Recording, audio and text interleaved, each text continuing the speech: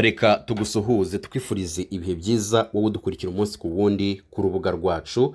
Ni urubuga abantu benshi bamaze kumenyera ko tubagezaho amakuru arimo kuvugwa mu biyaga bigari cyangwa se mu karere k'ibiyaga bigari muri rusange, ariko cyane cyane twibanda ku makuru arimo kuvugwa muri Repubulika ya Demokarasi ya Kongo, tutibagiwe n'igihugu cy'u Burundi, dore ko bikorana bya hafi. Tugiye rero kukugezaho amakuru akomeye cyane, akomeye, dore ko kuri ubu ngubu abasirikare bagera kuri 300 bamaze kwinjizwa mu gutozwa n'abasirikare ba Romania.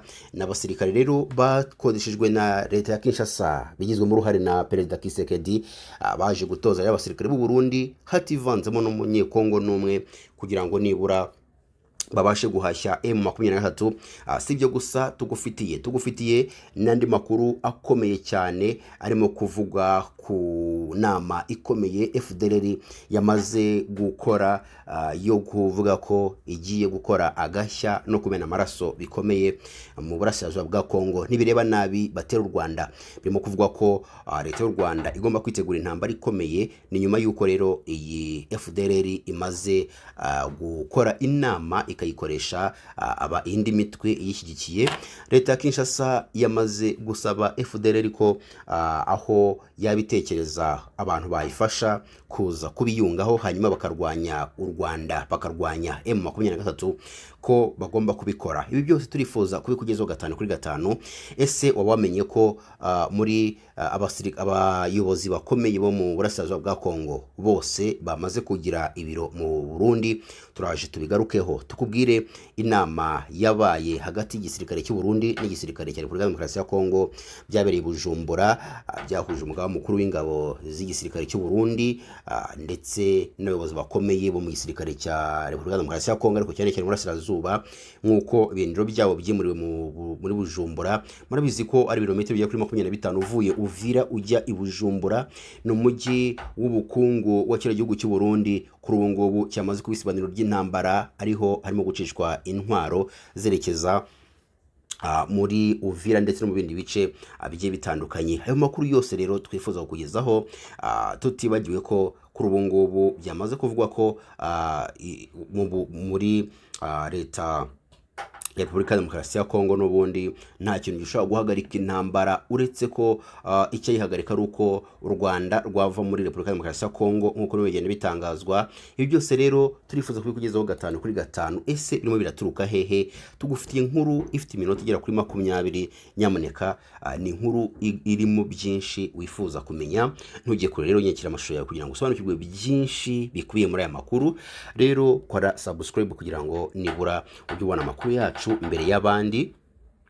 Hashize ibyumweru bigera kuri 2 gusa hasinywe amasezerano y'amahoro hagati y'u Rwanda na Repubulika ya Demokarasi ya Kongo RDC. Amasezerano yari yitezweho kurangiza imyaka myinshi y'amakimbirane no kugarura ituze mu karere, ariko Kinshasa yongeye kuzura imigambi yo kugaba ibitero ku Rwanda. Guhera tariki 11 Nyakanga, ihuriro ry'inyeshyamba n'ingabo za leta ya Kongo FARDC rifatanyije n'umutwe wa FDLR ushinjwa gusiga ukoze jenoside yakorewe abatutsi mu Rwanda rero, ndetse n'imitwe y'urubyiruko rwa Wazalendo, ryatangiye inama nyinshi zigamije kugaba ibitero mu karere, cyangwa se reka wenda tubivuge mu buryo butuje. Ryatangiye inama nyinshi ziga kugaba ibitero cyangwa se zibanga mu karere ka Warikare, intambara igakomeza gushyiramo umuriro, cyangwa se bakongerera intambara imbaraga. Ibi rero byose birimo birabera mu ntara ya Kivu y'Amajyaruguru, urumva n'umwe muri Warikare. Ibiganiro byibanze ku kongera ibikorwa by'intambara bigamije guhashya inyeshyamba za AFC M23 no gusubirana uduce twa RDC twafashwe, ndetse nk'uko amakuru y'abari mu nama abivuga, hagamijwe kwitegura intambara nini ishobora kwibasira u Rwanda ubwayo.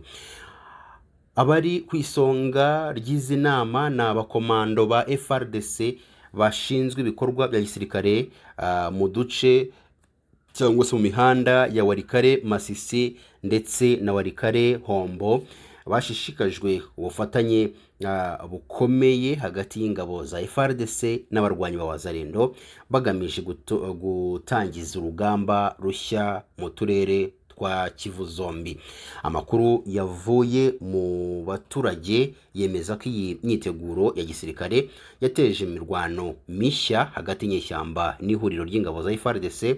Intambara yakajije umurego cyane cyane guhera tariki ya 14 Nyakanga. Nanone byibasiye mu turere twa Masisi, Karehe, Rucuru na Kabare mu ntara Kivu y'Amajyaruguru n'iy'Amajyepfo. Kuwa kabiri tariki 15 Nyakanga twari twihishe mu ngo zacu kubera urusaku rw'intwaro ziremereye n'izoroheje barwaniye mu duce twa Nyabanira ndetse na Kasave bari kurwanira mu kugenzura ibyo bice, nk'uko rero umuturage wo mu karere ka Rucuru yabitangarije abanyamakuru. Ibikorwa bya gisirikare bishingiye kuri guverinoma ya Perezida Kisekedi, ari nayo yasinyanye amasezerano y'amahoro yatangijwe na Leta Zunze Ubumwe za Amerika. Ubu ngubu ikaba irimo ibiganiro na FARDC birimo kubera i Doha, n'ubundi birushaho kugaragaza ko Kinshasa iri kugendera ku gisirikare aho gushyira imbere amahoro nk'uko irimo kugenda isinya amasezerano. Rero bikibutsa abasesenguzi ko amahitamo ya Kinshasa atari ibiganiro ahubwo ari intambara. Perezida Paul Kagame w'u Rwanda nawe yagaragaje amakenga mu kiganiro n'abanyamakuru yagiranye nabo tariki ya 4 Nyakanga yabereye i Kigali, aho yabajije niba Kinshasa izubahiriza amasezerano yasinye, kandi niba koko izubahiriza yo ubwayo n'amasezerano yasinyanye n'u Rwanda, niba izabishyira mu bikorwa, niba izayubahiriza, niba abo dukorana cyangwa se abo duhanganye bari gushaka uburyo bwo kudusubiza mu bibazo twashatse kurangiza tuzabikemura nk'uko twakemuye ibingibi mbere. Perezida Kagame niyo magambo yivugiye, nubwo Kisekedi akomeza kugaragaza RDC nk'igihugu cyatewe n'u Rwanda. Guverinoma ye ikomeje gushyira mu ibikorwa bya gisirikare bigamije guhashya AFC mu 23 ndetse inatanga ubufasha kuri FDLR mu bitero byo kwambuka umupaka w'u Rwanda bikaza mu Rwanda bigamije guhungabanya umutekano wa Kigali no gutera cyangwa se gusenya leta iriho. Nubwo ibiganiro by'amahoro bikomeje, ihuriro ry'ingabo za Kongo rikomeje gukaza cyangwa se kuzamura intambara kuri M23. Ibyo bikorwa byateje igisubizo cy'ubwirinzi cyangwa se byatumye leta y'u Rwanda ishyiraho ubwirinzi bukomeye cyane. Amasezerano y'amahoro ya Washington yashyize imbere ko FDL rigomba kwamburwa intwaro vuba na bwangu kugira ngo habeho amahoro arambye.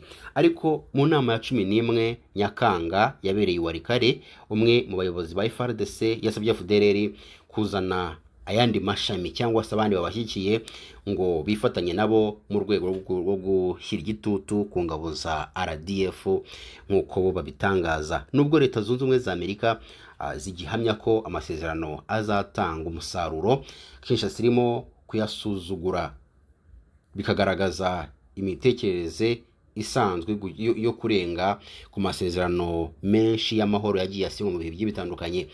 Ni ngombwa ko Leta Zunze Ubumwe za Amerika zishyira igitutu kuri RDC kugira ngo ihagarike ibikorwa bya gisirikare byongerewe gutangizwa, kandi ishyire mu bikorwa amasezerano mu buryo bwuzuye, amasezerano yasinye mu buryo bwuzuye. Ubwo Kinshasa isinya ku mugaragaro amasezerano y'amahoro n'abayirwanya, ibikorwa bya gisirikare mu burasirazuba bwa Kongo birakomeje, nta na kimwe gihindutse. Mu ibanga rikomeye cyane, Ubujumbura, umurwa mukuru w'ubukungu w'u Burundi, wigaragaje nk'icyicaro nyamukuru cy'ibikorwa bya gisirikare by'ibanga bya Perezida Felix Antoine Kisekedi bigamije kurwanya inyeshyamba za FCM 23. Bujumbura iri mu ntera ya kilometero 25 gusa uvuye Uvira, ni mu ntara ya Kivu y'Epfo. Ubu ngubu rifite uruhare rukomeye, ariko rugaragaza impungenge zikomeye mu guhuza ibikorwa bya gisirikare byambukiranya umupaka n'amajyepfo ya RDC. nk'uko The Great Lakes Eyes yabitangarijwe icyumweru kimwe mbere y'uko Kinshasa n'inyeshyamba za M23 basinyana amasezerano y'amahoro i Doha muri Katari tariki ya 19 Nyakanga. Intumwa ikomeye ya leta ya Kongo yageze Bujumbura byari tariki 13 Nyakanga ngihure n'abayobozi b'ingabo za FARDC. Iyo ntumwa igizwe n'abantu 11 bahuye n'abasirikare bakuru mu nshingano za gisirikare, iyobowe na guverineri wa Kivu y'Epfo Jean-Jacques Furusi. Bivugwa ko yahinduye ibiro bye i Bujumbura mu rwego rwo kugira ngo abone uburinzi buhagije no korohereza imikoranire y'igisirikare cya Repubulika Demokarasi ya Kongo ndetse n'u Burundi. Ibiganiro byibanze ku migambi yo guhashya AFC M23 by'umwihariko mu kubabuza kwegera Uvira. Abagize iryo tsinda bane basubiye Kinshasa bukeye bwaho, ariko abandi barimo umugaba mukuru wa FARDC Generali Jules Banza Mwilambwe basigaye i Bujumbura. Bivuga ko Generali Mwilambwe yaje kugirana ibiganiro byimbitse n'abayobozi bakuru b'igisirikare cy'u Burundi FDNB bayobowe na General Prime Niyongabo kugira ngo banoze imigambi y'ibikorwa byo ku rugamba. Ibi si ubwa mbere byabaye cyangwa se byabaye.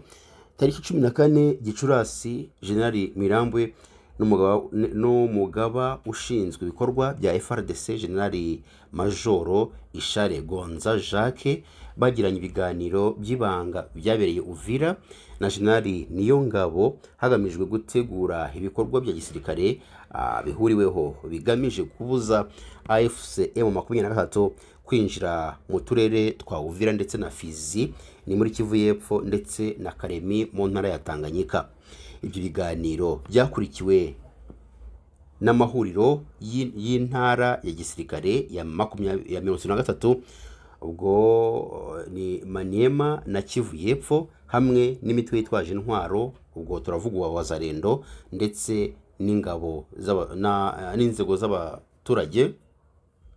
Iyo nama yatumye hatangira ibitero bikaze ku birindiro bya AFC M23 na Twirwaneho mu ntara ya Kivu y'Amajyaruguru n'iy'Amajyepfo, byose rero bigamije gusubiza inyuma inyeshyamba zisatira Uvira.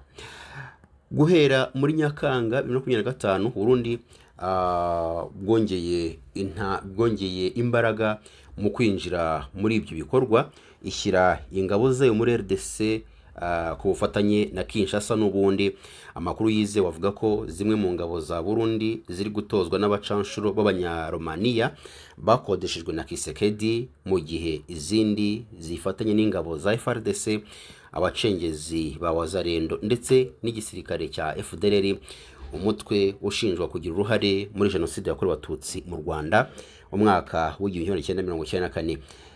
Ku wa 10 Nyakanga Burundi bwohereje abasirikare 155 mu mujyi wa Kisangani mu ibanga rikomeye. Intego no gukora umutwe udasanzwe w'intambara ushobora gusubiza uduce twafashwe na M23 nk'uko byatangajwe n'umusirikare wa FARDC utarashatse ko izina rye ritangazwa. Ubufatanye bukomeye bwa gisirikare hagati ya RDC n'u Burundi burarushaho guteza impungenge mu bushake bwa Kinshasa mu gukemura amakimbirane mu mahoro. Nubwo isinya amasezerano mpuzamahanga, ibikorwa byayo byo ku butaka bigaragaza ko itashishikajwe n'intambara kurusha cyangwa se ishishikajwe n'intambara kurusha ubwiyunge.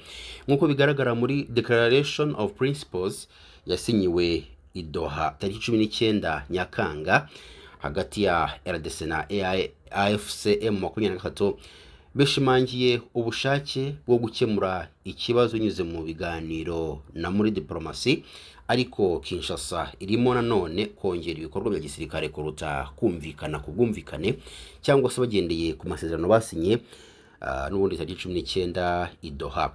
Ingabo za FARDC ziracyagaba ibitero kuri Kivu y'Epfo, mu gihe intambwe y'abazarendo cyangwa se imitwe y'abazarendo izwiho kugira uruhare mu bwicanyi bushingiye ku moko ikomeje kwisuganya no kwimukira mu bice by'intambara.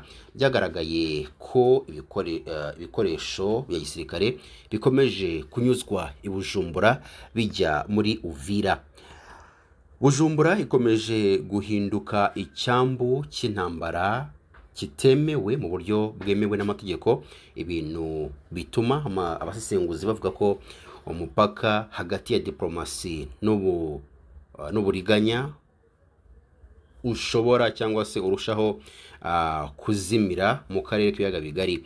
Kugeza ubu ngubu amasezerano yasinyiwe i Doha ashobora kuba ari intambwe ikomeye mu bya diplomasi, ariko amahoro arambuye cyangwa se arambye burasirazuba bwa Kongo azaterwa no kumenya niba ibyo byemezo byasinywe bizashyirwa mu bikorwa mu buryo bufatika kandi bwizeza impande zombi.